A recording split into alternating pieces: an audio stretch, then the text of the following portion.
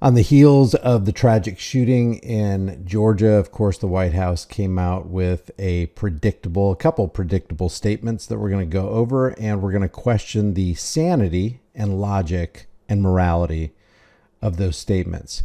They said that, and this is from the official White House X page, common sense gun safety measures won't bring back the innocent children and educators killed in Georgia yesterday, but they will help save lives and prevent more families and communities from being ripped apart in the future. We can do this. Now, a couple of euphemisms, of course, we have to deal with here is gun safety measures.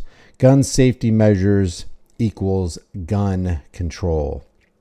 Gun control is a euphemism that really means people control. So what they aim to do is criminalize millions upon millions, tens of millions of innocent gun owners who didn't do anything wrong, are completely innocent, and didn't have anything to do with the shooting in Georgia. And yet the White House wants to criminalize that basket of people because of the actions of one disturbed youth. And this is what we always see. They say, as a nation, we cannot continue to accept the carnage of gun violence. In response to this, I posted a quote by Lysander Spooner, who said, to ban guns because criminals use them is to tell the law-abiding that their rights and liberties depend not on their own conduct, but on the conduct of the guilty and the lawless. And that is what's being peddled here by the White House, by Washington's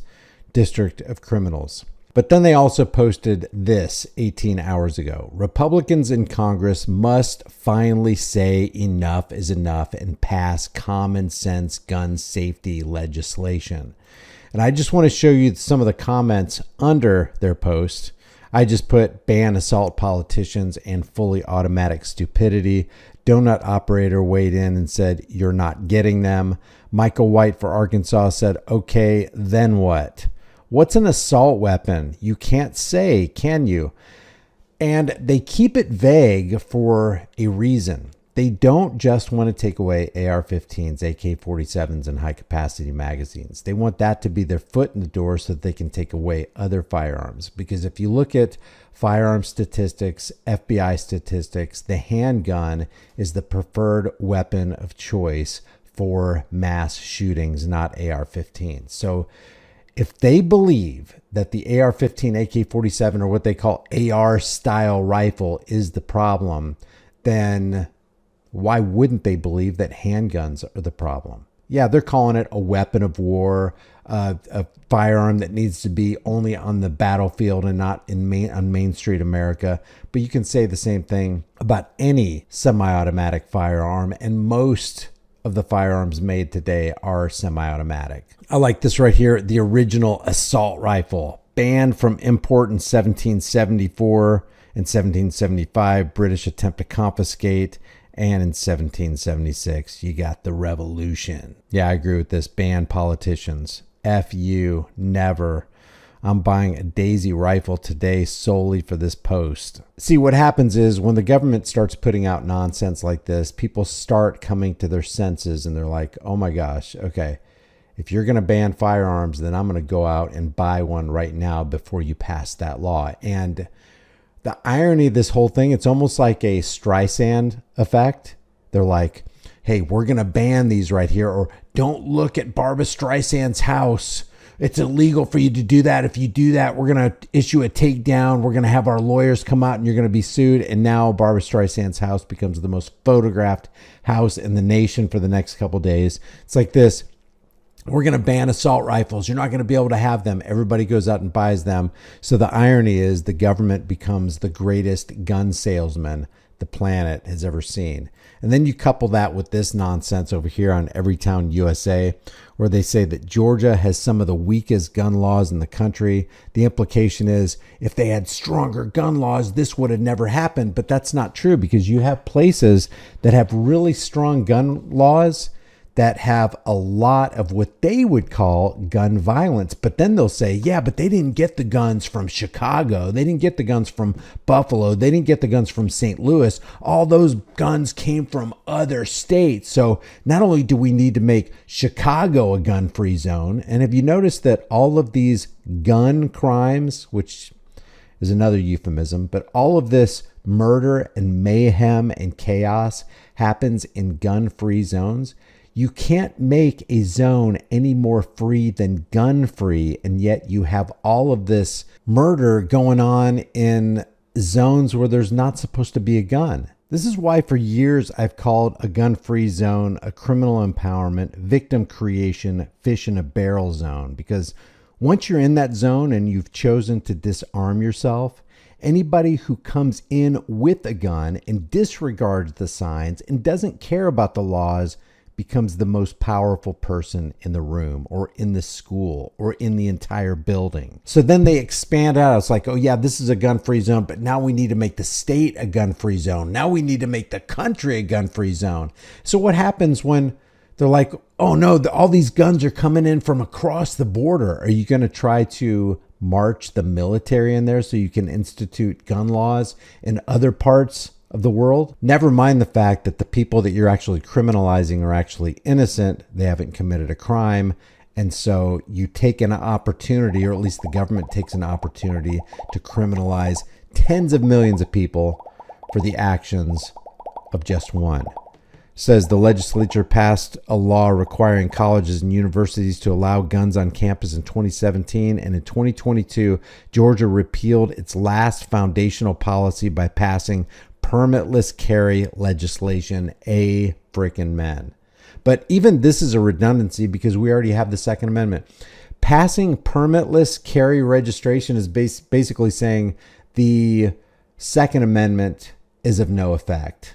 It's neutered. It has no power. So we need to pass legislation approving of permitless carry. The Second Amendment is already your approval for permitless carry. You don't need a permit, which is a permission slip from government, to exercise your right to keep and bear arms, which is not supposed to be infringed.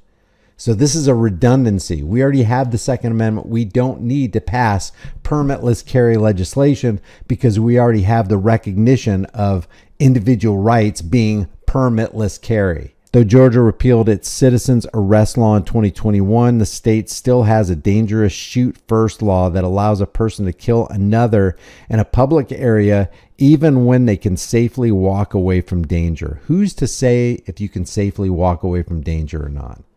Let me ask you this. You know, you see all these true crime shows where these women, for example, are in a place that it's not a good idea to be at night, or they're running along a trail that nobody frequents, and so they're fair game, or they're just walking across campus at night alone and they get abducted and then they get raped and then they get murdered and then people are scouring the area trying to find the body. What if every single one of those women was carrying a gun and had the knowledge of how to use it? Do you think we'd even be talking about them? Do you think there would even be a cold case? Do you think there would be anybody combing the woods for that body? Maybe the only body they'd be combing the woods for was the assailant who attempted to rape and kidnap this woman.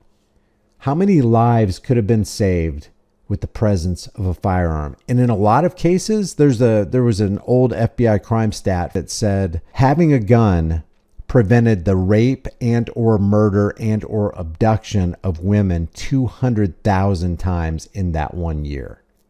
And in a lot of cases, the woman didn't even have to use the gun. She just had to show the assailant that she had the gun. Problem solved.